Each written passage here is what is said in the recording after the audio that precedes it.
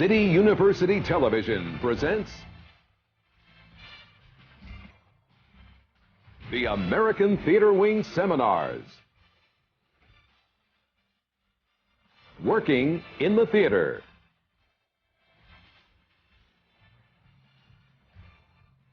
This seminar, Performance.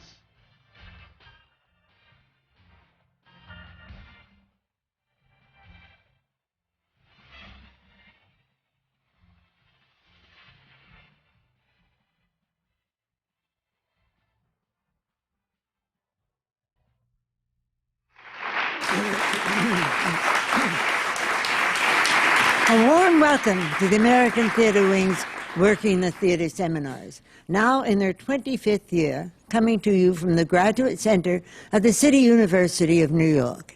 These seminars offer a rare opportunity to explore with the performers the realities of working in the theater. Today's seminar is devoted to performers, and we will learn something about how they became professionals, their work ethic, and their reasons for being in the theater. We hope that you will enjoy and learn from today's experience. I'm Isabel Stevenson, Chairman of the Board of the American Theater Wing, and right now, let me introduce our moderator for the seminar, a distinguished member of the theatrical community and President of the Rodgers and Hammerstein Foundation and member of the Board of Directors of the American Theater Wing, Theodore Chapin. Ted?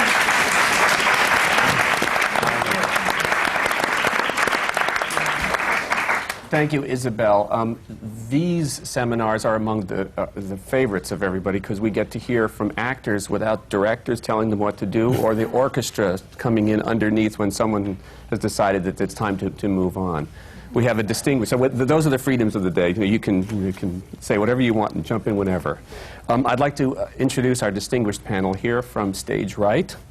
James Naughton, a two-time Tony Award winner for Chicago and City of Angels. He's appeared on, off, and off Broadway, including the Blue Light Theater Company's production of Golden Boy. He's also directed at the Williamstown Theater Festival and provides a most persuasive voice on several current television commercials. Sitting next to him, Paula Prentiss, began her career as a contract player for MGM and has appeared on many television shows and films and is currently starring in, I have this here, Power Plays. They made me cut this before, so I'm a little confused. Anyway, I got the title. That's right. I got the title. Her stage appearances include As You Like It for the New York Shakespeare Festival and recent productions of Love Letters and Demons at the American Repertory Theater. Thanks. Billy Crudup, currently appearing in the Blue Light Theater Company's production of Oedipus, can also be seen in the current film Without Limits. Recent productions include Three Sisters at the Roundabout Theater, Bus Stop at Circle in the Square, and Arcadia at Lincoln Center Theater. Richard Benjamin made his Broadway debut in Neil Simon's The Star-Spangled Girl and his film debut in Goodbye Columbus, and has appeared in over 20 films. In 1982, he's made his film directorial debut with My Favorite Year and is currently appearing in Power Plays with Paula Prentiss. Now I got it right. Next to him is Dana Reeve, who made her Broadway debut in Rob Bartlett's More to Love, a big fat comedy. She has appeared on film and television and has participated in 7 seasons at the Williamstown Theater Festival, including a production of Johnny on a Spot, directed by James Naughton. And Roger Rees, who is appearing in An Uneasy Chair at Playwrights Horizons Theater, originally from England, where he was co-artistic director of the Bristol Old Vic for 2 seasons. He was first introduced to American audiences in the title role of Nicholas Nickleby, for which he won the Tony. He has acted on Broadway in films and on several television shows. And in addition to acting and directing, he is today an adjunct professor at UCLA and lectures at Columbia University. Wow. Is that me? So.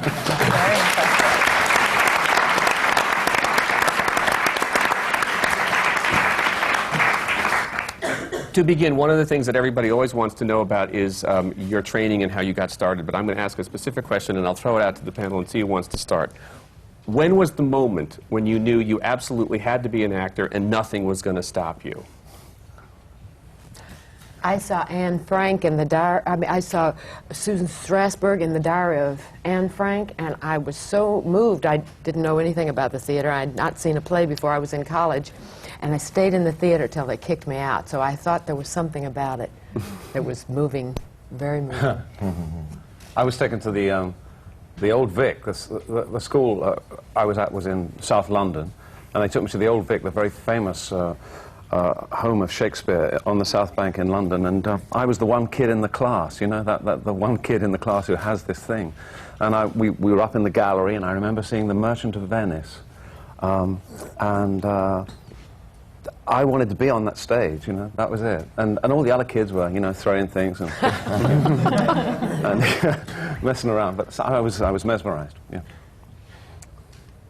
There were two things. One, I did when I was in the 6th grade here in New York at PS 87, I played Scrooge in A Christmas Carol.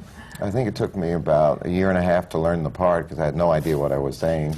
And after I got through doing this huge part, the principal, I said, bah humbug. And the principal came up to me and he said he enjoyed it, except he thought it was bah humbug, not bah humbug, which was my first criticism. So I decided that I'm going to get this right, you know, for this guy. And the other thing was I saw Oklahoma, which was the first play I saw here, and when Judd was killed, I was convinced he was dead. And that was the end of him. And I was with my mother, and she said, "You'll see at the curtain call that there's an actor playing that part." I said, "No, the guy shot him, he's dead." And she said, "Wait, you'll see." And came the curtain call, and the actor came out and took a bow and said, "See?" And I said, "That's not him." The guy I saw is dead. We're never going to see him again. So I thought if it could be that real, this might be good. I also had an experience, I think, when I first wanted to act was in school. I was not yet in high school, but I was watching the High School Musical from the first row, which starred Peter Scolari, who went to my high school, and Jordan Thaler, who is now a casting director at the Public. And they were both wonderful in it. And at that moment, I thought, I really want to do this. I didn't know that I wanted to do it as a career, but I did do it all through high school. And I think my mother, it's sort of corny, but my mother, we went to see A Chorus Line when it was at the Public, when it was in workshop, when I was a child, and I thought, well, there it is. It's all lined up for me to see, and I think that's what started me on my road. I'm not exactly sure what it was. I think I got out of undergraduate and didn't see any other feasible options, really. Uniquely underqualified for everything. But I had done a lot of plays in college, and so I auditioned for graduate schools and thought maybe if I got in one that I could try to do that. That sounds very sane.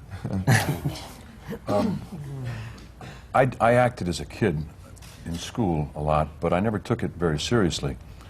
In my junior year in college, I wandered into the theater for the first time since I'd been in college. And they were auditioning for a show, and the guy said, "Okay, who's next?" And the girl who was sitting next to me, who knew me, did that. And so he said, "Come on." I said, "No, I'm not here to audition. I'm basically was just trying to keep from going to the library to study for an exam." And he said, "Come on." And he got me up and I auditioned. And then afterwards he said to me, he said, "You've obviously been on the stage before. Are you a freshman?" And I said, "No, I'm a junior." He said, "Well, where have you been?" And I said, "I've been playing soccer and baseball." He said, "Oh, you're one of those, huh?" And I said, so he said, "Well, you know, I think if you wanted to do this, you could." And I said, "Could, you mean?" And he said, "Yes." And I said, "But I just read a scene." He said, "Yeah, I know, but I've been in this business for 40 years, and if you wanted to, I think you could." And that was the first time that I ever thought about the idea of actually doing it for a living. I use the term "for a living" very loosely. And so I said, "Well, how do I get there from here?" And he said, "You take my class, which is a scene study class. It meets every afternoon for 3 hours a day." And I said, "That's a lot of time." And he said, "Yeah, it is. And then in a year and a half, when you graduate, you go to Yale Drama School." So that's what happened. Where were you at this point? What school? I was at Brown. Okay. And I Billy, think you mentioned undergraduate. Where were you? I was at the University of North Carolina at Chapel Hill. Okay. I'm sorry, Jim. Go on. I was just going to say that. So I did what he suggested, and I think it was my second day at Yale, a year and a half later, when I realized I was in the right place. And I thank him, Jim Barnhill, Providence, Rhode Island, Brown University, for picking me up and saying, this is where you belong, boy. I want to segue from that into training, because I think that, I mean, there are certain things that can, skills and crafts that can be learned, and there are certain things that you can't learn. But how important is training? You went to NYU, did you not? Yeah, well, the training, as far as I was concerned, when I was trying to decide whether or not to go to school, I was pretty pragmatic about it, and I thought, well, I better get an MFA, a Master's in Fine Arts, so that when I can teach. Can't act, yeah, I can That's teach. what I did. Exactly. And so, but then you learn all sorts of tools in school, and they sort of set you on a path out into the business. And I think without school, I would not have been capable of doing the work or getting the opportunities that I've had to work. It just provided essential tools, a sense of a starting place for learning about what it was that I wanted to do, and I guess in some ways a level of confidence that you have something singular.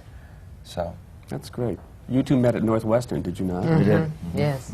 We went to Northwestern. I was a year ahead of Dick, and I think we sort of fell in love when we were doing a production of Zelda. And The Disenchanted, yeah. The Disenchanted, Yeah. yes. And Dick was directing me, and I hadn't really worked like that before as an actress. And so I stayed an extra year because he was a year behind me. And I said 1 year She was graduate smarter. I work. wasn't left back. She was just smarter. And we had a wonderful teacher there, Alvina Krause, who has since passed away, but she was a very strong theater personality. In fact, she had been a gym teacher, so when you got up on the stage, you had to be physical, you had to be alive, your voice had to be big, and you had to come from inside what you were doing, and if not, she'd punch you. I mean, she was a tiny old lady, but she had such power and such strength. And we had a wonderful time working with her in the summer, too. She Yeah, had a Eaglesmere Playhouse. I went to the High School of Performing Arts here in New York, which was wonderful training. Just great to have something like that on a high school level. Was amazing. And then got to Northwestern just kind of luckily. The people at the school at that time didn't know much about what theater programs were in colleges, but I kind of luckily got there, and this teacher that Paul is talking about worked from the authors of the plays and in a very, very physical way so that you understood the author's intentions of the plays. And she didn't have much time, or she didn't care to spend a lot of time talking. What she thought is that you should be up and in action. That she thought it was a waste of time, actually, to sit down and discuss any of these things. That the only time you would learn anything about these plays was to be up and in them physically. So it was wonderful training. And we had sections divided into the Greeks. That's why I was so interested in Billy being in a Greek play. And so we understood style and we understood the plays, which of course can feed you for the rest of your life. There's not one Chekhov play that you can read, or even Ionesco, any of them, and not keep forever inside of you. And I've got grown children now, and those plays are still with me, and I can now look at them from different points of view and say, got it. I might not have gotten it then, but I went through trying to pick up what it was. And so that was exciting because you knew that these people were talking about human behavior. And as you grow older, you begin to explore human behavior. What is it? And that's what feeds your interest in it for a long, long time. That's great. Roger, I think we Americans sense that the training is different and more perhaps rigid in England. Is that the case, or is that a... For me, it was different because I didn't train at all, as you can see from my performances. I actually observed. I was at university. I was at the Slade School of Fine Arts. I was a painter, and that's right next door in London to the Royal Academy of Dramatic Art. And so I'd be going to work, struggling along the road with very large canvases, balanced on roller skates, trying to get along the road. And there'd be kids going into RADA with a pair of sneakers and a a Penguin edition of Macbeth or something, you know, and I think, oh, I'm doing the wrong thing here. So, my father sadly died, and I had to work, and I'd been painting scenery in the school holidays, so I did that all the time, professionally, and I was painting scenery at a South London theatre, and they wanted a kid to be in a play, and the acting manager, it's like a fairy story, a man called Arthur Lane, he said, would you like to be in a play week after next? And I was in a play. So I started from that, and then I just had to keep running to the library all the time. I had to keep looking up words and finding out what these things mean, and struggled through it. And I auditioned for the Royal Shakespeare Company, and they said, you know, go away, your voice is terrible. And I probably said, what do you mean? But I realized eventually, and I worked on that, and then auditioned again, and I got into the Royal Shakespeare Company with a mate of mine, Ben Kingsley, and we spent 2 years moving scenery, carrying Peggy Ashcroft around, and with never speaking, never having a line, you know. And then we got little parts, and you know, but it was only by the exercise of observing and learning and failing very, very remarkably, you know, that we actually sort of found a voice. Interesting for me, I moved from someone who didn't talk, a painter, to someone who has to explain himself, an actor. So it was an interesting journey. I sort of became verbal instead of hidden, and that was interesting. But that's sort of where I've trained by looking. Really. Sort of on the job. Well, training. copying, I think, probably. Copying some of the greatest actors, I believe, in the world, you know, and trying really to imitate them. Is that, I mean, that sounds like a secret. I mean, the copying people, is that something that you know? Well, it's a wonderful thing moving from the inner world where you were painting to one where you were talking and acting. That's a kind of a secret, isn't it? And the way to do that would be to look at very scary. I was given a part in The Winter's Tale once, a lord right at the end. And everyone else had spoken in the play, you know, it was one of my first parts, and everyone else had spoken, and then it was my turn.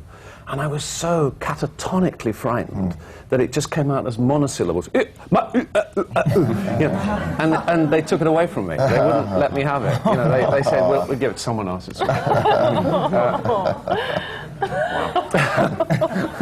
I wanted to try so hard, you know. I'm glad you touched on something that's come out in our seminars on performance.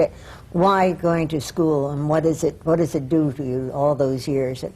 And one of the things that came out was just what Roger said, is that you don't have to waste time going to do research on a part. It's given to you, you know the background, you've had some history on it, you've had some experience with it in training, and therefore it enables you, it frees you a bit to go on with the part, rather than have to go and not only look up words, but look up what the period was and what was going on at that time. And it really is an important part of theater training, I would think. I think it also gives you a sense of confidence and entitlement. I know, actually, I went through undergraduate, and then I went to, I also went to get my MFA, and I went out to California to Cal Arts. And I went for 1 year, and in order to get some scholarship money, I had to get my financial independence. So I took a leave of absence, went back to my boyfriend in New York, who was a writer at the time, and I stayed in New York. But what happened to me then is about a year later, I went to Williamstown. Early on, I went and became a non-equity actress at Williamstown, and I had a very defining moment when I was one of 3 people called back for Les Liaisons Dangereuses, for a wonderful plum role, and it was for the non-equity, whatever non-equity actress would get this. And I knew that John Rubinstein was directing, and I thought, this is great, this is wonderful. Well, I knew that I was the first choice, and then he said, you know, you're wonderful, but let me see, can you, this is a period piece, let's bring it into the period. And I suddenly, what went through my mind may not have been that I was unqualified, but it was, I never finished my training, I don't know how to do this. Now, that may not have been true, it probably wasn't true, but what happened to me is I convinced myself that because I had left before the Chekhov and Shakespeare year at graduate school, that I wasn't trained and I wasn't ready. And so for me, it became about, because I've always been one who really, really does so much reading and studying, and that's how I get where I want to go. But it became such a roadblock, and I knew as I was doing the audition, I was handing it away. I was giving it away. I completely froze up. I couldn't do a thing. And from that point on, I continued. I went and I started studying with Nikos Sakaropoulos during the year, and I really studied, and I got to the point where I thought I could have done it then, but I know now that I can because I feel trained.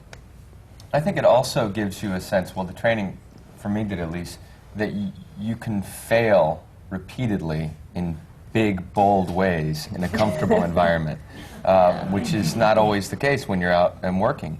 And to me, that's where real growth and change occurred, was when you're testing out what's truthful to you and what's not truthful, and trying to find a way to continue repeating that or moving in a specific direction, and that's by testing the boundaries of it. And that provided a really safe environment, I found, for that. That's great. I want to move on to directors. We have several people on this panel who are actors and also directors. And I guess the first question I want to ask is, as actors, have you ever worked with an absolutely brilliant director? And if so, what did that director give you that other directors didn't? Well, right now. James. Well, I've worked with yeah, some very talented directors. I just flashed on something that happened when I was in the drama school. If you're a student in a drama school, by definition, you don't know anything. That's what they tell you, and they tell you that they're going to tear down all of the mannerisms that you have and get rid of all those things and make you a blank slate. And then they're going to build you back up, and then you're going to graduate and become a wonderful actor. Well, they're very good at tearing you down.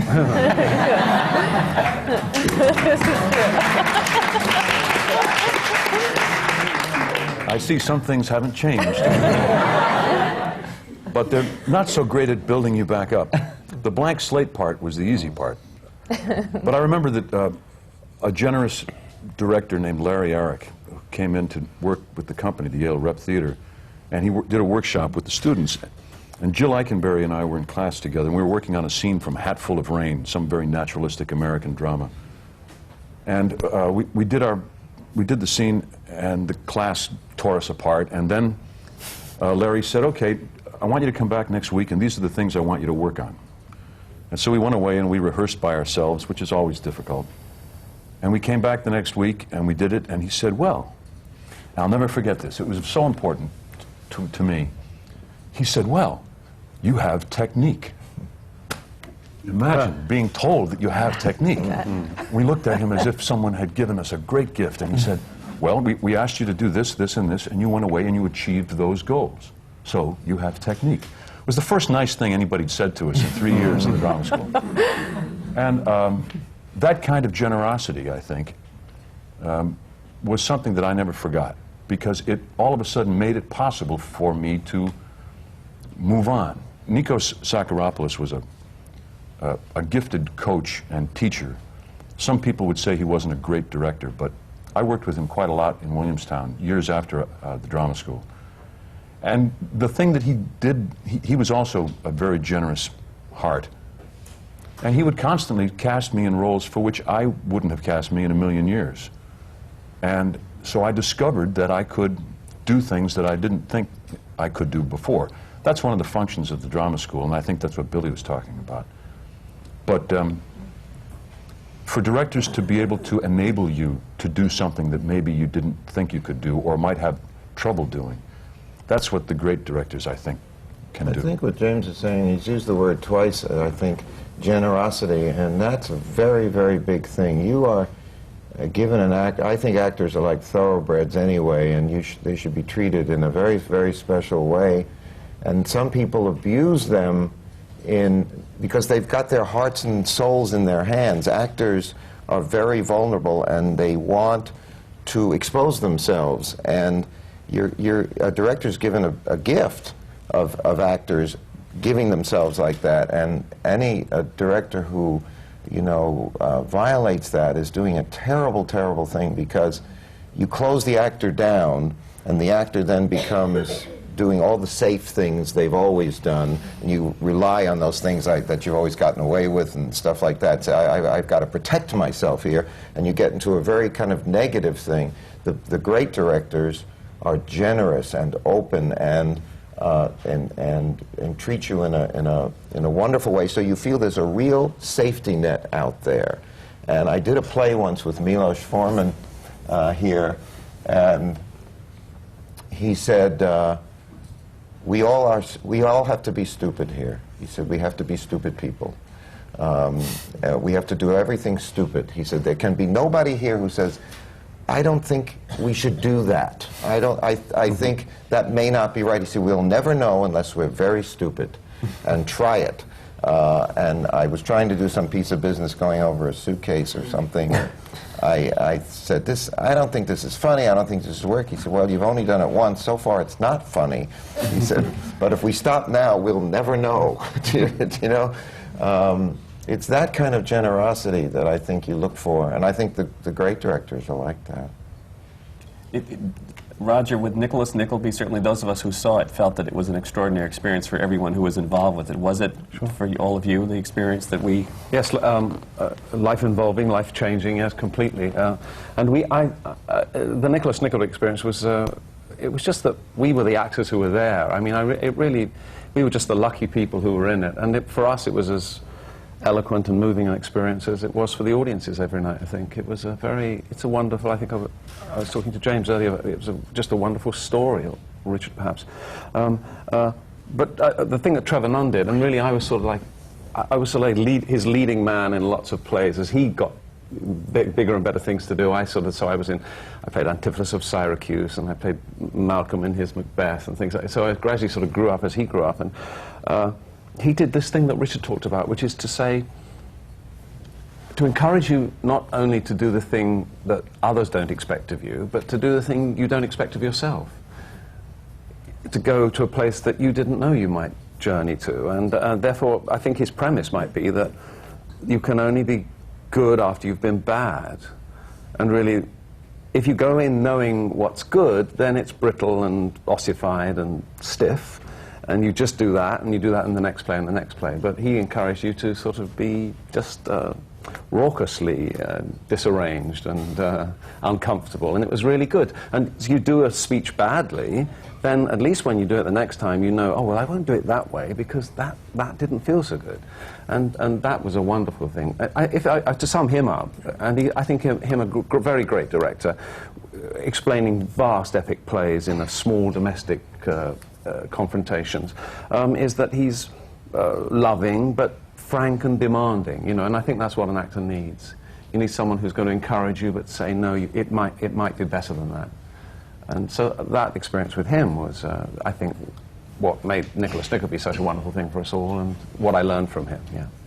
Can you make any general comparison between American directors and English directors? No, I don't think there's any difference throughout the world in the... You know, I believe that, this might shock some people, but I don't think plays are necessary. I believe that the human being is interesting enough, you know. It's not plugged in anywhere. It's not a TV set. And just to watch somebody on stage would be a very interesting thing, I think, if we could only get attuned to that.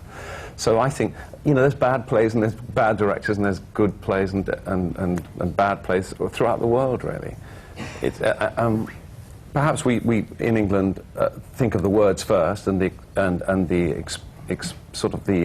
experience less, and that's the kind of generalization that they say, isn't it? That we think about the words, the English and the British and the Americans. The big example being, is it John Gielgud and Marlon Brando in the film of Julius Caesar, when Gielgud is almost like a verse-speaking machine, but not really very much like a man, perhaps, and Brando on the other end is so human, so fantastically real, but the words are somewhat of an impediment to him, and that you want to be somewhere in the middle. You know, you want to be at a moving point. You want to be a person who speaks like that.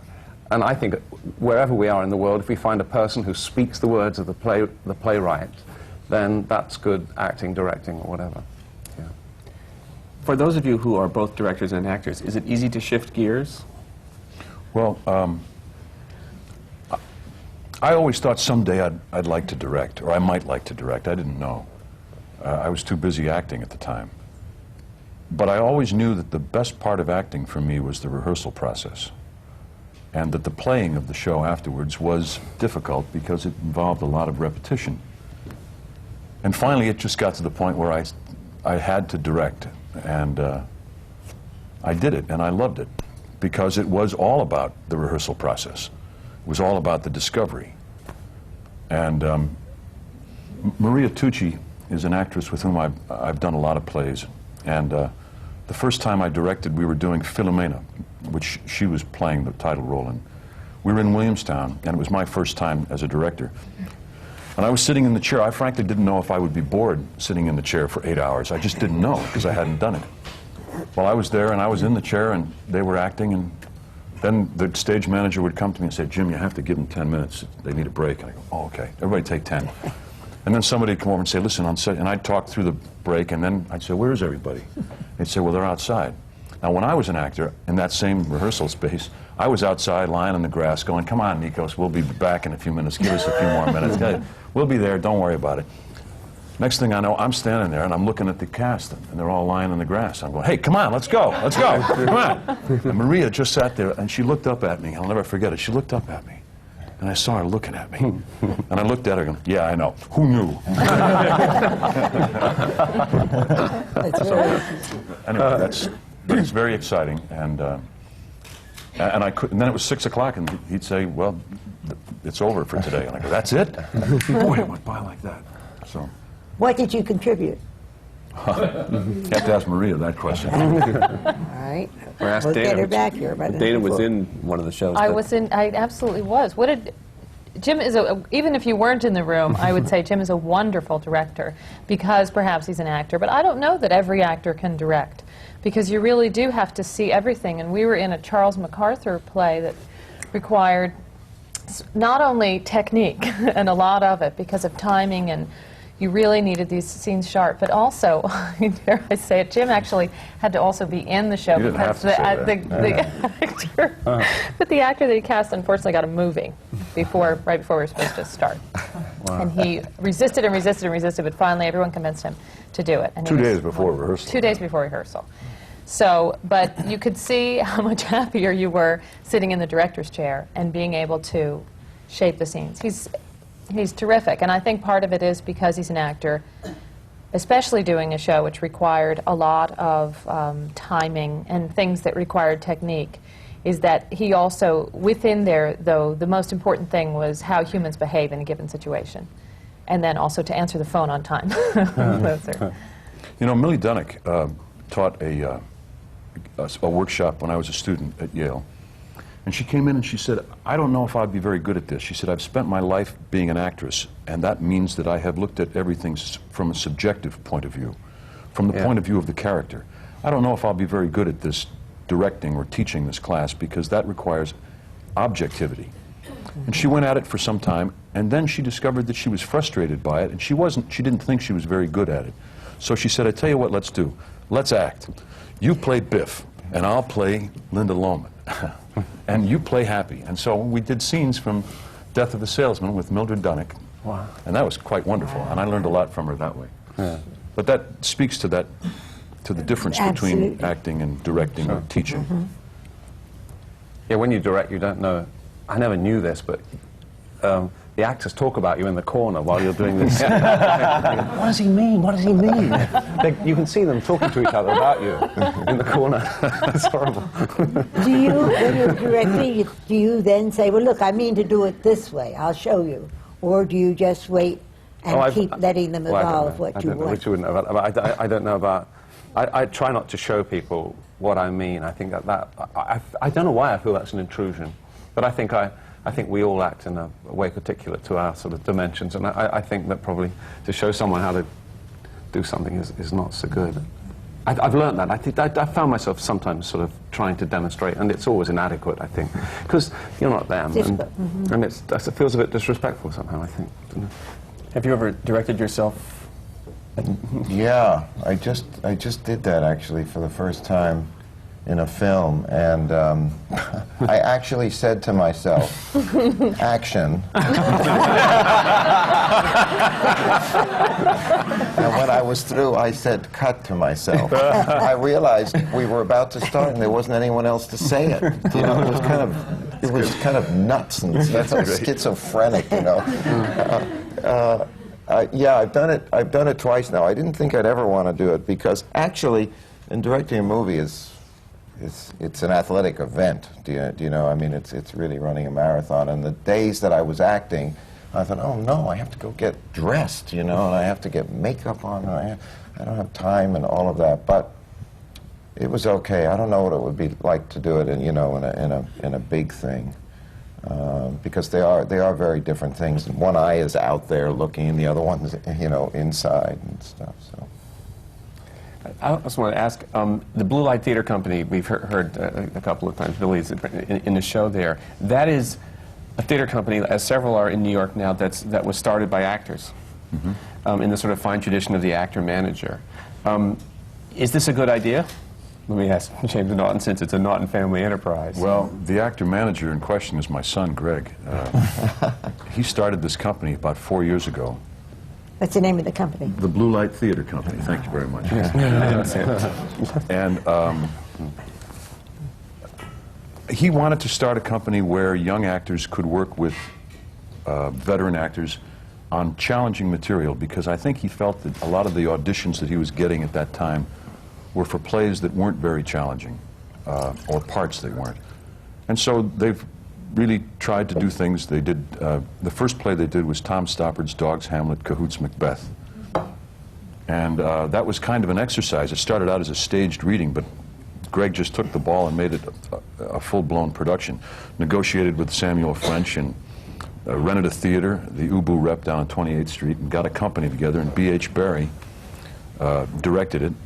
And the thing became a whole showcase. And he was encouraged by people who saw it to do more, so they incorporated it as a not-for-profit, and he drafted his mother, my wife Pam, to be his director of development, because you needed somebody who would work 24 hours a day for nothing. And better to ask than your mother. And so we've been in support of trying to raise funds for this company, and now I think they've done 7 or 8 productions in the last 3 years. I did Golden Boy with him. He played the fighter, and I played his manager, and Joanne Woodward directed. And Greg and I were fighting over the same woman, which was kind of interesting, played by Angie Phillips. And now Billy's doing Oedipus with Frances McDormand and John DeVries and Carolyn McCormick and a whole bunch of wonderful actors. So it's very ambitious. How was that chosen? And who did the casting on it? How did that come about to get Billy, for example, in it? Maybe you could speak to that, Bill. Greg just called me one day. I ran into him on the street about 2 years ago, and I knew his sister Kira because we were in school together. She's an actor too. At NYU, and I had seen Dogs, Hamlet, Cahoots, Macbeth, and I really admired what he was trying to do with his company. So I ran into him about 2 years ago on the street, and I said, if there's ever anything that comes up, an opportunity to work with you and your company, that'd be great, give me a call. And so he called me this past summer. And so we just started talking for a while, and then I talked with the director, and that was about it. So you didn't have to audition for it? No, I didn't audition for this. I think if I would have auditioned, I might not have gotten it. Is auditioning a necessary evil, or is there... Well, I'm not sure what the alternative is. A telephone call in this instance. Well, to some extent, yeah. With people, quite often, you meet so many people as an actor. I find, or as in any part of this field, from show to show to show to show. So there are numerous people that you admire that I'm sure after a while you begin to build an association with, a trust with, and I think that's essentially what you want when you do a show, whether a film or television or theater, is to have a group of people who trust one another, because a collaborative artistic endeavor is, I mean, if you can imagine 20 people getting together with a canvas and saying, all right, we are going to paint the painting. Everybody gets a color and a brush, and it just seems impossible to me. So I think that what you need is a lot of trust and faith and goodwill towards one another. So a lot of that comes about through the people that you know and have worked with together. You two are replacing some formidable actors in Power plays, Alan Arkin. And we know, of course, their children who are in the play with us. Because I worked with Jeannie in a movie called Move one time, and then we knew Tony Arkin when we did Catch-22, and Tony was 2. And now he's 30 now. And I think you worked with Jeannie, too, in Portnoy's Complaint? Yeah, so we sort of knew the children of these wonderful actors, and I had met Elaine off and on, but I worked with Alan in Catch-22 and in The Last of the Red Hot Lovers in the movies. So we did know one another there, and it's so much fun. First of all, it's like getting onto a moving train, jumping onto these plays, and then just running with them. And we have these wonderful co-stars, and when we're up in the dressing room every night, Jeannie and I start the minute we get together on the play and what's going on, particularly in that first play that we're doing.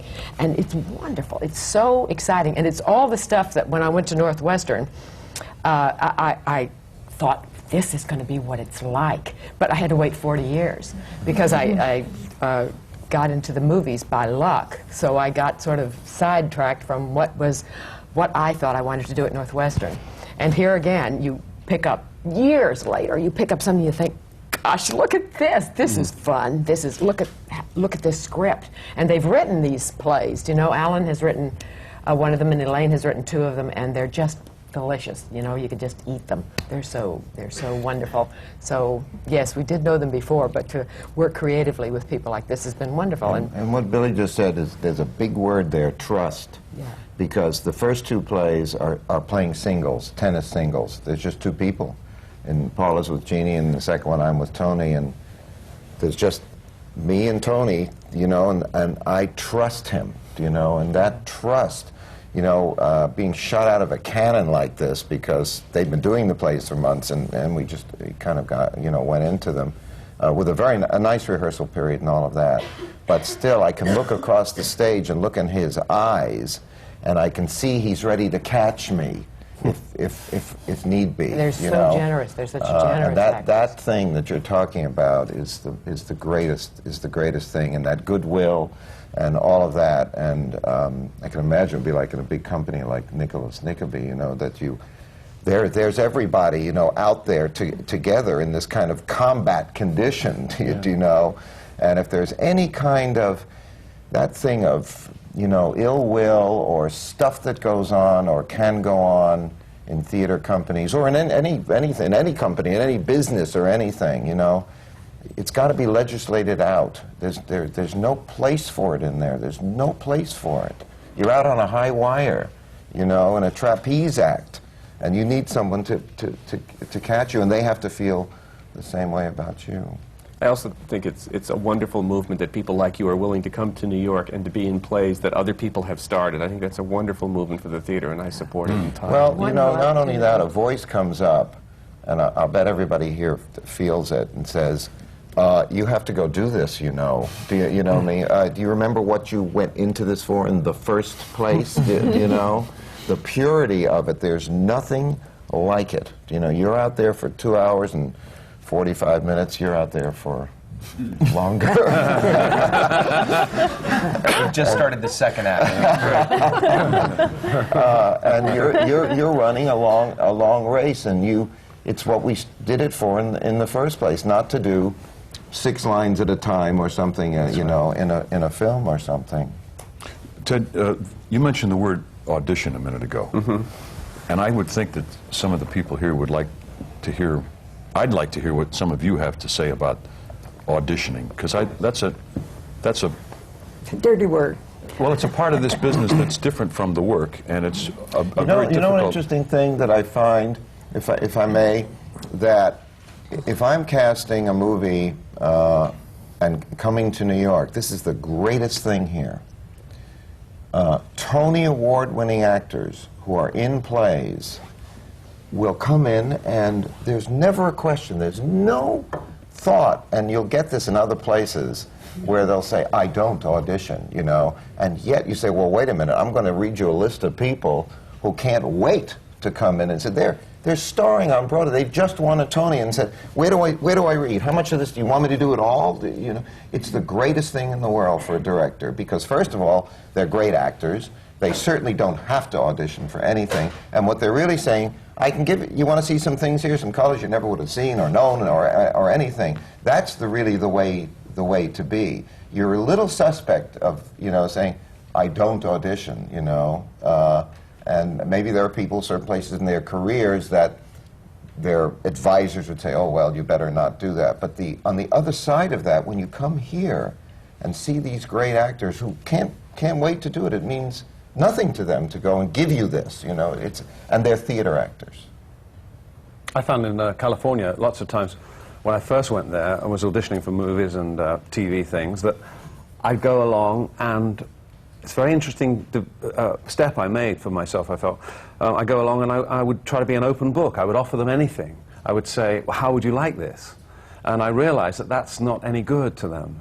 You know, just being the blank page when you go into an audition isn't useful. You know, what do you want? Tall, short, Jewish, Scottish? I can do anything. They think you don't know what you want to do. They think you haven't got... And I learned through that really it's much better to really learn the sides at home, really learn them, really have an attitude to that piece of material, and just go and give that. Now, you stand a chance of being very, very wrong, but at least you go in there with a definite attitude and opinion about the piece of material you've received. And I find that's very, very valuable. You give them something strong, and you get a little reward at the end of the day, is that you go home and you know that you've acted that day. You know, and you feel good too. That's the thing. It seems to be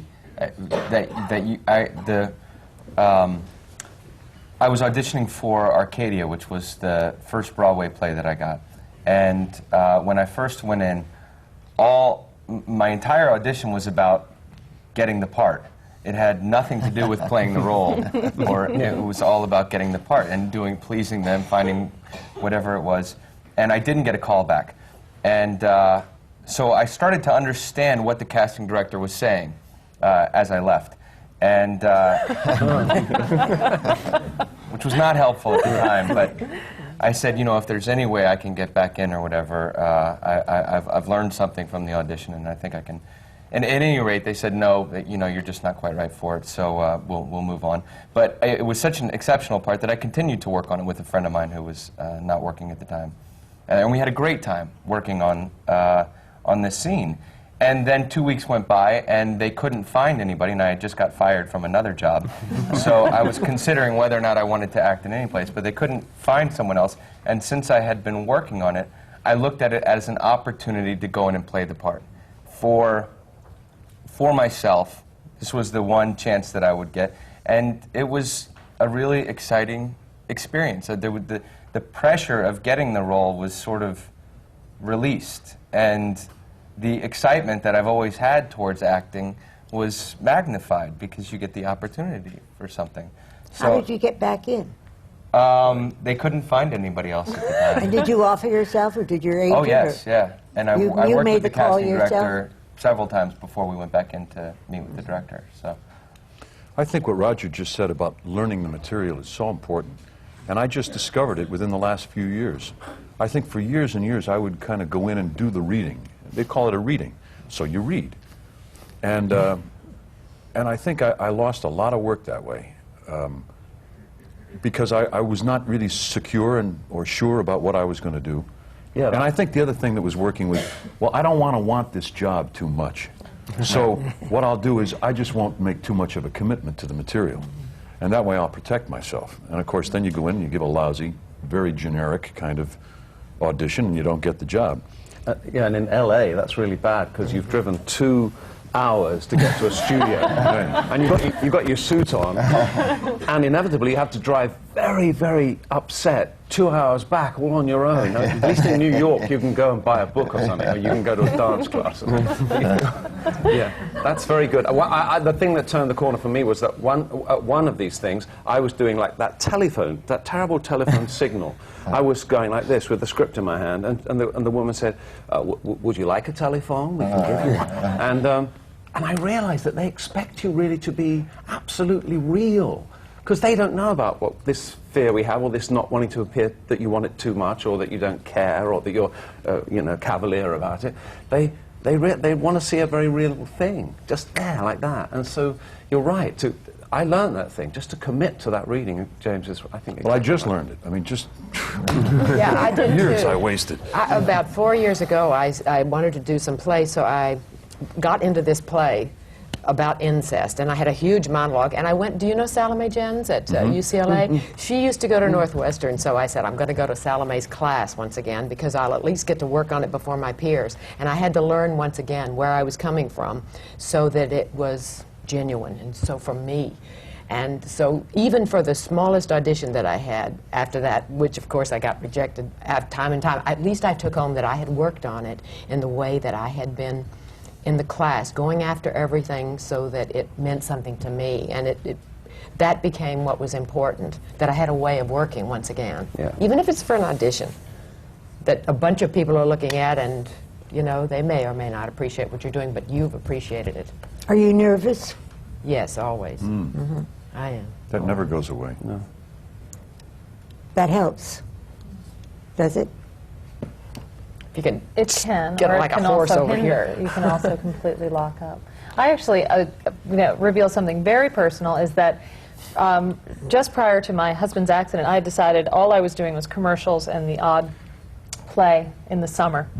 And I thought, I'm not engaging my mind fully, I'm going to do something else with my life, because this isn't, I've done it, I have a child, I'm having fun, I'm going to go and get my doctorate in psychology. So that was my plan, and I went back to school. And that was truly, and I felt very at peace with that. And then Chris had his accident, and I spent a year just, we sort of reworked our life.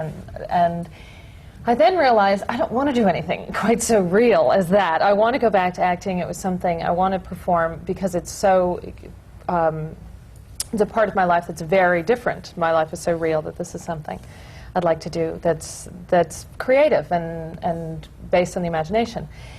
And I discovered, and it was truly a discovery, and it's really worked since then, is that I have been set free. There is nothing that matters to me more than what's already happened. There is nothing that could be worse than what's already happened, even getting rejected in an audition. So I actually have been feeling like, fine, what do you want me to do? I'll do whatever you want me to do, because it's all fun for me. And it's all an experience that is a positive experience, even the rejections.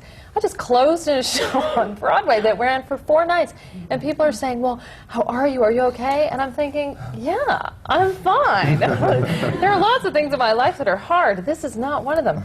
And it's just, but for me it was, I got on Broadway. I was in a Broadway show. This was a goal of mine my whole life. I was in a Broadway show. We made people laugh. It was fun. You know, everything about it. There were good people. I know I did a good job. And it was really, for me, it was an excellent experience. And the auditioning, and I do want to switch back to that, because last summer, I've worked at Williamstown many summers, and I got a call, and they said, well, Joanne Woodward would like to read you for a play that she's directing. And we're so sorry that you have to read for it. We're so sorry you have to read for it. And I thought, why are you apologizing? That I have the honor of auditioning for Joanne Woodward, of working with her, of being in the same room with her and having us interact. To me, it was, I felt like, I don't care if I get this part. I did care. I wanted the part very much. And I did get it. I really wanted it. And I did get it. And it was one of the best acting experiences of my life. And we What did not you do get for good the reviews. audition for it? We did scenes from the show, and there was already, the actor was already cast, and he read with me. And we did the 2 scenes I prepared, and it was a Clifford Odets piece, and it's, if you know Clifford Odets, it's a lot of words. There's a lot, very meaty, and this was not one of his best plays, but for an actor, it was like a feast. I can't even begin to tell you. It was an incredible experience. And even the audition was just, after the audition, then I really wanted it, because I thought, this is the woman I want to work with. I knew she was process-oriented. I had a feeling that the play would never gel, and I didn't care. And I was right on both. You know, what Dana's talking about, I've seen her on, I've worked with her recently, and I saw her last week in the short-lived Broadway show that she was in. And her relaxation on the stage is really, it's tremendous. And the difference between now and 5 years ago, oh, it's night and day. it is night and day. And it's nothing I learned in a class. It's nothing, it's truly how life takes you on this journey and you learn lessons from it. And you are given gifts along with the hardship. I mean, I'm starting to sound like a sermon, but it's really true, and that's one of the gifts that I was given, that there's nothing that can be hard. Well, your comfort on the stage really shows, and it's wonderful to be in the audience and see an actor who just feels comfortable being there. It's funny, another thing that Milos Forman told me when we were doing this play, he said, don't be nervous, the audience doesn't like it. That's right. I said, oh, let me just hear that one more time so that I won't be nervous. Oh, okay. I want to do this right. And the idea is not to be nervous. Oh, okay. What you're talking about really is being secure and knowing, that nothing could be worse than what you've gone through, but also that you are where you want to be, and you know what there's tools joy to be bring had. forth. There's joy to be had in an emotionally sad yeah. scene. There's joy to be had in an artistic expression, and to really feel that, to know that this is a release. This should be. We're not landing a plane, you know. This should be a, You know, showing up for the audition, what did you say, and just saying, what do you want me to do? That's because you felt that relaxed at the time when you showed up. with Joanne? Or? I think it was another audition you were talking about. But that happens to me a couple of times, usually when I go to Maine on vacation. I get there, and the day I get there, the day after I get there, I get a phone call saying you have to come back to New York to audition for something tomorrow. And on 2 occasions when I've been there and done that, I've gotten the job because I had to get up at 5 o'clock in the morning and drive, and then take a bus to Portland and get on a plane to LaGuardia, and then get in a cab and come to New York. It was about a 6 or 8 hour ordeal. And by the time I got there, I walked in and went, hey, I'm here, what do you want me to do? And I was relaxed. Yeah. And to be able to be This relaxed. is a perfect time, because we're going to go back to this again, but we're going to just stop for a minute, stretch, and stand up and do whatever you like, but come right back again, and we'll continue this really wonderful panel of performers that are telling us what it is to work on the theater. Thank you so much.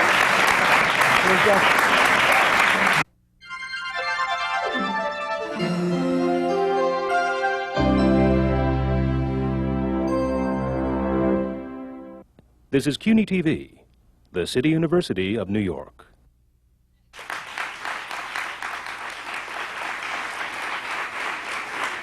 Welcome back to the American Theatre Wing seminar on working in the theatre. Before we return to our gifted panelists, I would like to point out to you that the Wing is more than a sponsor of seminars and more than our famous Tony Awards, which are given for excellence in the theatre. We are an organization whose year-round programs are dedicated to serving the theater and the community with the goal of developing new audiences, and to achieve that goal, we have created audience development programs for students like Introduction to Broadway, which brings an enormous amount of students to the theater. It was begun 7 years ago and has enabled more than 70,000 New York City high school students to attend a Broadway show, and for many of them, for the very first time. And through our newest program, Theater in School, the theater professionals, like these on the seminar panels, go directly into classrooms to work with and talk to students about working in the theater. In addition, we have our hospital program, which dates back to World War II and our legendary stage door canteen. Today's version of the program utilizes talent from Broadway, off-Broadway, and the cabaret world to entertain patients in nursing homes, veterans hospitals, children's wards, and AIDS centers in the New York area. They all bring the magic of theater to those who cannot get to the theater itself. We are proud of the work we do and happy for a wonderful working relationship that we have with the theatrical community, and grateful to everyone who makes what the American Theatre Wing does possible. And now I'd like to quickly get back to our seminars on the performance. I'd like to start part 2 with Ted Chapin, who is our moderator, and Ted has a question that he wants to ask to this wonderful panel of performers. So Ted, would you now ask your question and start the seminar again? Sure, thank Ted you, Isabel. Chapin. Thank you, Isabel. a subject perhaps on a par with auditions in terms of controversy among the acting profession, critics. And I thought I'd ask a question of Roger, which is, have you ever learned anything from a critic or a serious criticism of a performance? Gosh. Well, I think, why pick on me?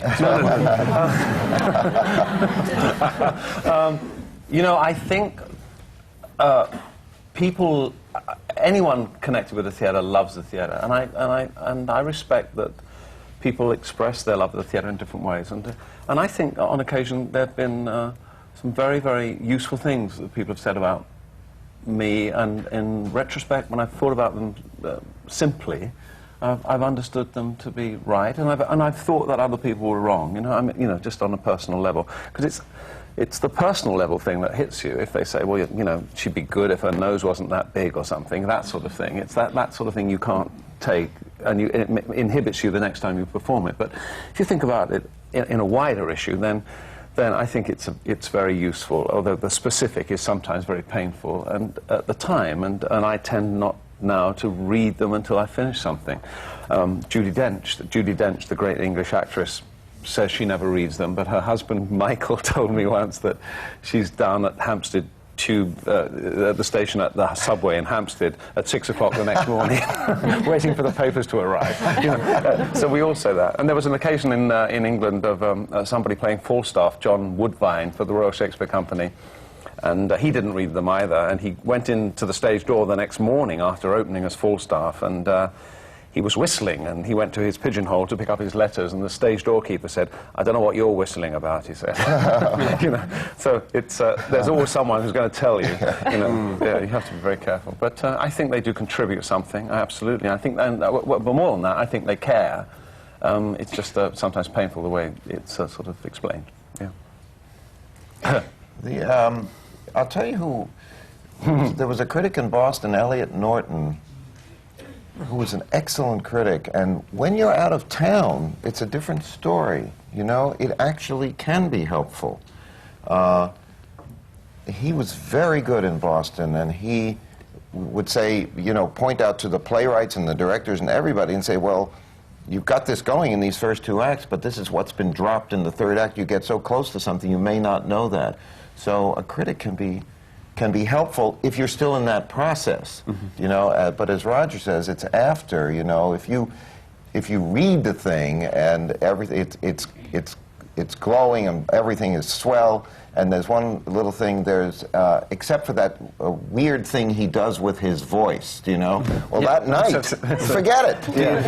You know, because that's all you're going to be thinking about. It's a very tricky thing. It's a tricky thing. Well, Billy? I think any discussion of the theater, period, is helpful and useful. I wish there... I feel like theatrical criticism in newspapers in New York, and as well as any other newspaper or any other media, is going the way all media is, which is shorter and shorter and shorter, less space, less time. And so serious discussion or taking the time to investigate something as if it's worthwhile, I think is taking a back seat in the same way it is in all other aspects of contemporary news. And I would wish to see more criticism that takes the opportunity as if both the object it's reviewing and the review are worthwhile, rather than simply a synopsis or an opinion, which I don't always think is useful or helpful. That's all. But God love him, you know? No, I don't. Does anybody, excuse me. That's what you get for asking that question. Right. Does anybody feel that the old style of opening night, one performance, go back to the newspaper, write the review, is better than what happens today? where they get 3 days to contemplate? I think with a computer, much more. I think on something like Nexus, you can just call up all the reviews that have ever been about a production, and then I guess you could, if you know, just slam a lot of that into your own review. You know, I think you could actually call up your own name. Yeah. You know, Yeah. and find out every horrible thing that anyone's That's ever right. said. Yeah, that's right.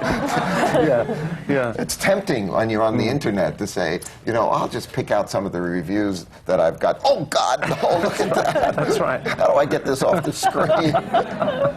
You also have friends that are helpful, as opposed to friends who you sort of wish they wouldn't come to the early previews. Some people like to come to the very first preview. And of course, like, I suppose someone's got to be there, right? You know, otherwise you couldn't do it. But people say, I'm coming to the very first preview.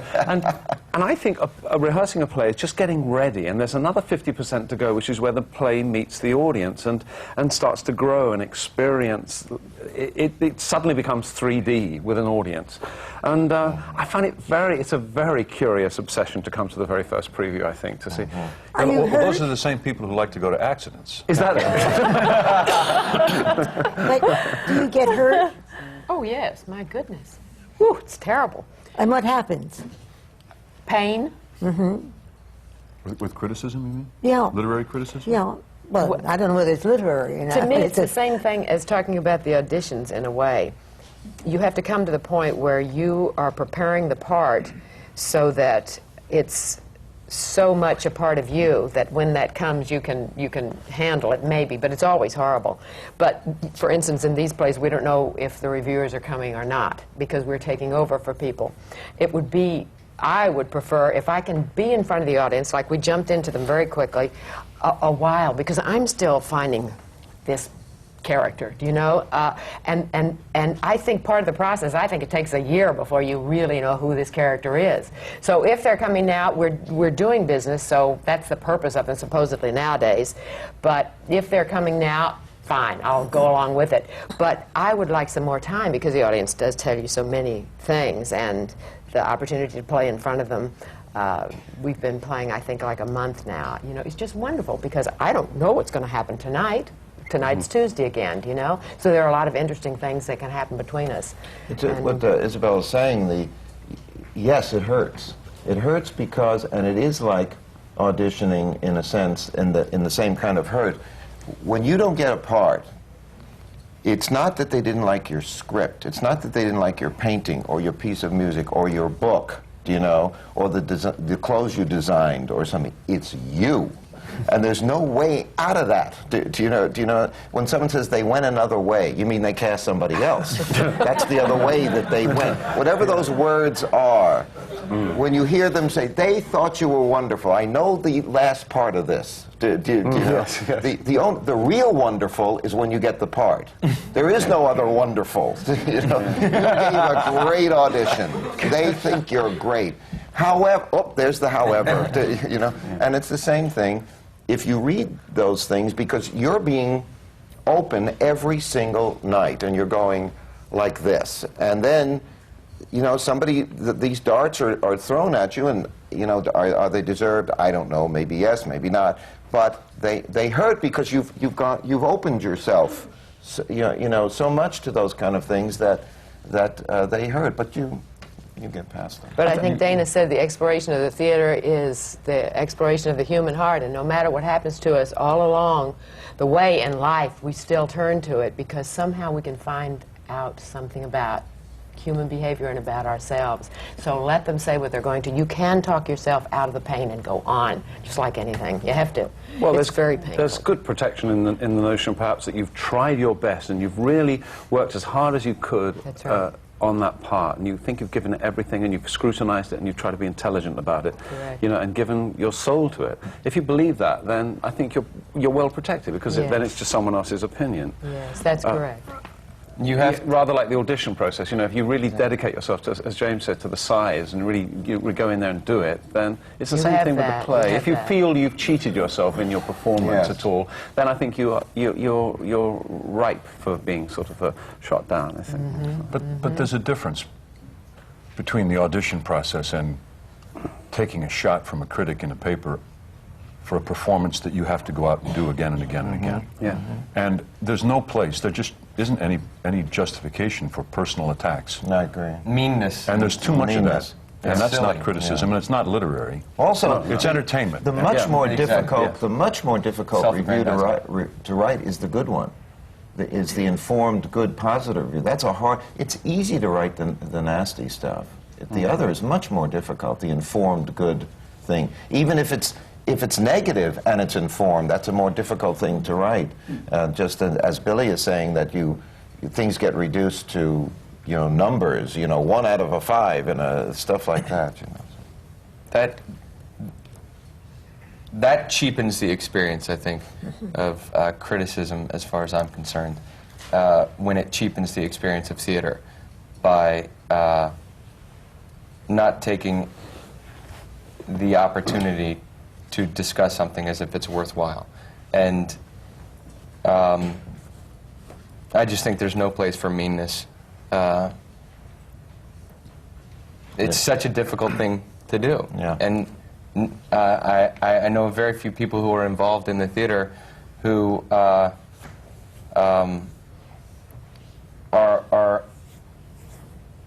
in it to make critics angry. But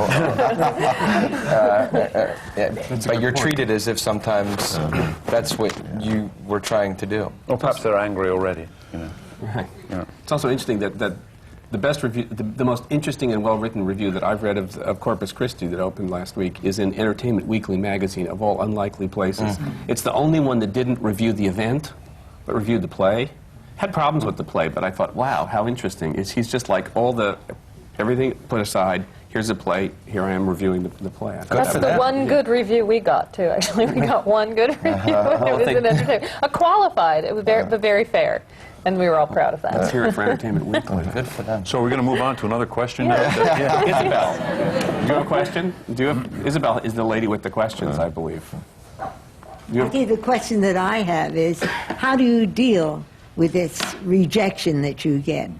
Is that does that come, with Jim you talked about technique. Is that another word for professionalism? Well, when you reach a point where you have a technique and you are a professional, And dealing you with then rejection. learn to deal with this as well? Woody Allen in his act used to say he had a dream that the letters N-O were chasing him.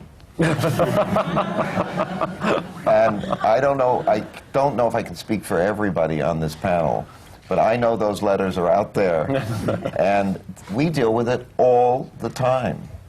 Anybody who is thinking of doing this know that those two letters are going to be your buddies. Do you know? They're always going to be there, and no matter what level you're on, it's going to be there, and that's part of the territory. It's what we do for a living. Yeah. What we have to do for a living is, in order to survive, is to cope with rejection on a daily basis. It's what makes auditions and criticism and those Yeah. kinds of things so Yeah. difficult. Yeah. And if you can cope with it and be a healthy person, then maybe you'll get another job someday. Yeah. Because if you let it get to you, then what happens is when you go in for that audition, the people meet a beaten man or woman, someone who is just carrying the weight of the world, and everyone says, why would I want to work with a sad sack like that? Right. So what we have to do is you have to take it on the chin and in the heart and between the eyes. Yeah. And you have to go back in there and say, hey, Yes, I can. We have more questions. And it goes on forever. Yeah. You're only as good as the last thing you did. Yeah. And so in order to survive, that's what you have to deal with. And if you can't take it, then I hope you can do somewhere something that else. Vincent van Gogh knows that you cannot get a ticket to that show in Washington. A man who I think maybe sold 2 paintings in his lifetime. But somewhere I hope, and maybe he does know, that you can't even get in there to see those paintings. That's good, isn't it? We have questions from the audience, and there's not enough time for all of them, but let's start right now. Hi, my name is Dina Bogner, and I want to know if any of the panelists consider themselves to be method actors. Which method?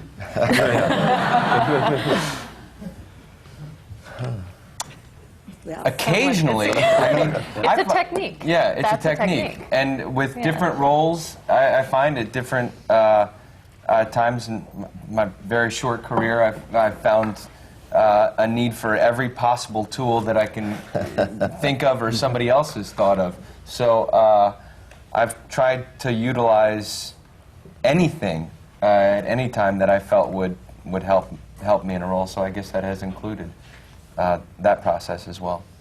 But there aren't proselytizers of the method. Well, like when I went back to acting 4 years ago, in part of Salome's group, there was a Saturday class where you were animals and stuff. Well, I began to understand what that was about because I was doing a scene from A Delicate Balance, and I decided that the character I was playing, I think, was a panther or a crow, whichever. I went to the zoo and I looked at them. Sure enough, that helped me because it helped me free my voice and it helped me free my body so that I could incorporate the words that were being spoken. So, yes, any way you can do it. Do you know what I mean? I'm a big adherent to, in life, whatever works is basically, and you're going to need to draw on so many different things, and certainly knowing that, feeling the hot of the coffee cup and everything, you need to be able to do that because there's going to be a time when you're going to have water in the cup and you might have to be burned by it, and so you have, I guess that's method. Oh, is that what the method is? There's the most telling comment. Well, then I don't do that. It's mistaken. I thought that was speaking loudly. Oh, yeah, that. Which I do. That's advanced method. The panel was discussing directors, and I recently enjoyed Mr. Benjamin in Deconstructing Harry, and I was wondering what the experience of working with Woody Allen was like. Oh, it's delightful. I mean, I don't know what your perception is of what that might be like, but it's very delightful. He's extremely well prepared, and he works very quickly. He's funny to be around and fun. He said to me, if you don't like what's on here, you can say whatever you want. So I said, thank you very much, but I'm going to be saying exactly what you've written here, because it's quite good enough for me. But doesn't he also only give you he doesn't show you the whole movie, right? He gives you your scenes and stuff. However, and maybe he'll watch this, I don't know if he knows this or not, but, well, when you're in makeup, you say, I'll show you my scene.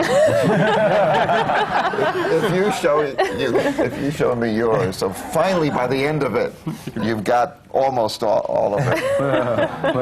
But when he calls, you accept the job on sort of faith. Yes, actually. There are a few people, and he's one of them. Yes, yeah. You're happy to get that call. Yeah. My name is Blair Dalton. My question is for the entire panel. I was just wondering if you can point to a specific experience when you really felt like you were there in a play. I'm looking forward to that.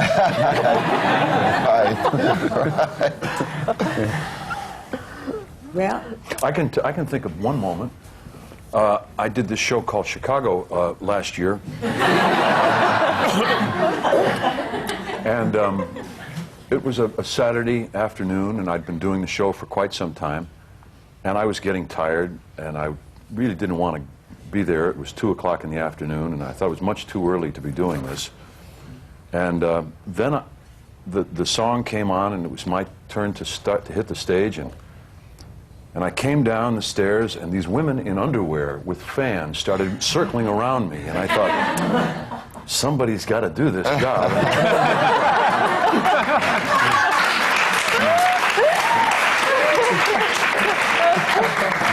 Might as well be me. And I thought, yes, I am here.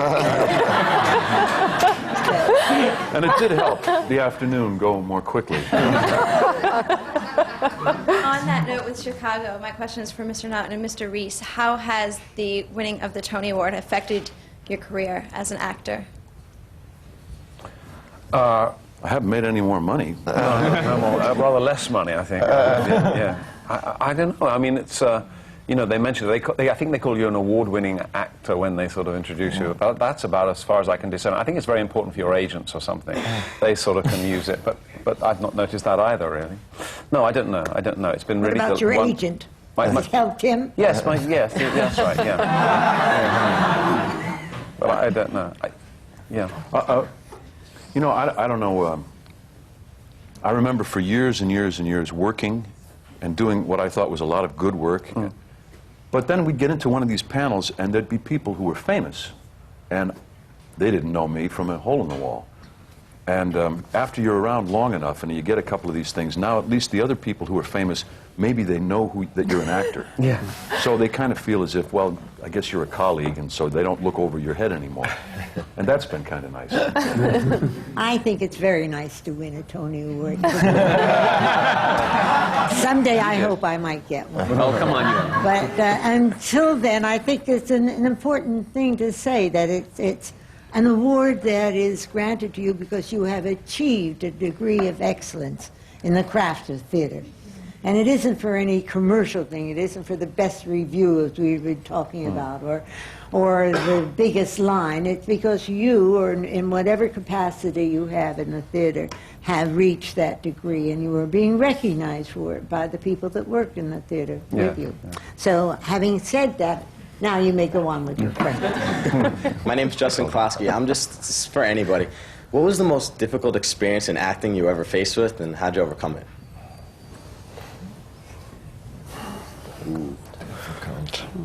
The experience of doing the play that I'm doing right now is the most difficult experience I've had as an actor, is simply because of the size of it. And a lot of times I've found that I have an idea of something in my head that when I read the play or rehearse a part, I have an idea of what it is that would work for it. And often it stays just out of reach. You keep grabbing at it, and for a time you get a hold of it, and then it sort of slips away. And I found it very elusive with this part. And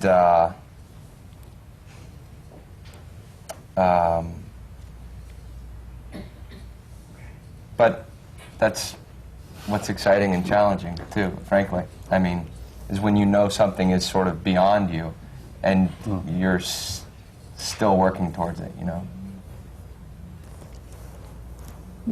Ted, what would you like to hear from this panel before we I've let enjoyed them what go? I've heard all morning. I think this is an extraordinary panel.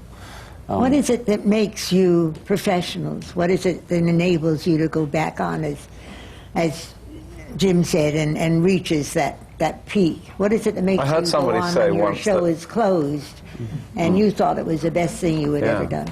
I heard someone say they were trying to articulate the difference between an amateur actor and a professional actor, and they said it's simply that, you know, amateur actors, people who just work in perhaps a bank or a shop or something, and then love the theatre so much, and they work in their community theatres, and they do perhaps 3 performances a year of a play, and they're completely satisfied.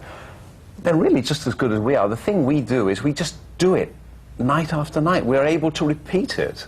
That's the thing we do. That's the interesting thing, that we're able to replicate this thing night after night, and it doesn't exist. It's not like in a movie that you can watch a movie night after night and it's always the same. But we actually challenge ourselves, and we actually just are able to repeat it. We get to that plateau, and perhaps some nights it's better and some nights it's worse. But it's a very, very exciting thing. I think that's the thing. That sort of test of being able to repeat it night after night is a thrilling thing.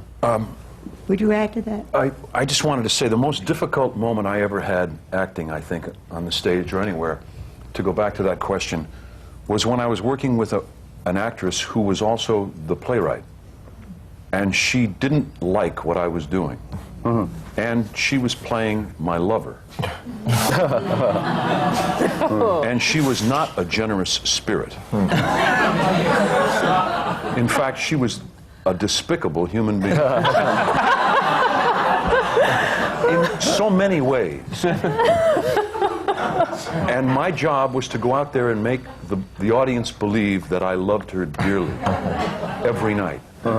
And I think I did my job. With that, I'm going to have to stop you because you've done your job right now. This is the American Theatre Wing Seminars on Working in the Theatre. They're coming to you from the Graduate Center of the City University of New York. And this seminar has been on the performance. And it's absolutely wonderful and a marvelous group of performers that have shared their knowledge and their aches and their hurts and their everything that goes into making them professionals with us. I'm Isabel Stevenson. I'm chairman of the American Theater Wing, and Ted Chapin is moderator of this wonderful panel. And I thank you all for being here as an audience and for our panel for being here.